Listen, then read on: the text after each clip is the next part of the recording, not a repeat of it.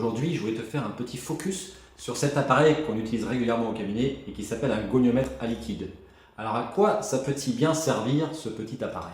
Je t'explique en 30 secondes. Le goniomètre à liquide va calculer l'angle entre la verticale et le plan que tu veux mesurer. Donc tu vas avoir un angle qui s'affiche ici. Alors lorsqu'on positionne ça au niveau de notre dos, le goniomètre va nous indiquer l'angle qui correspond à la flexion de notre dos vers l'avant. On va le mettre à différents étages, notamment au niveau de la charnière entre le sacrum et la cinquième lombaire. Et sur cette charnière, on doit obtenir un angle idéalement de 55 degrés.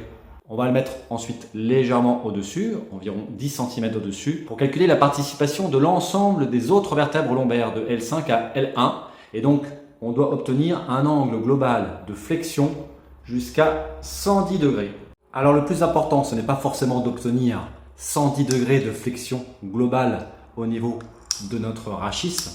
Le plus important, c'est la répartition des degrés entre la charnière sacrum L5 et entre le reste L5 et L1. Ça doit être moitié-moitié. C'est-à-dire que si tu fais 110 degrés de flexion globale en te penchant vers l'avant, jambes tendues, tu dois avoir 55 degrés qui sont faits par la charnière et 55 degrés qui sont faits par le reste de tes vertèbres lombaires.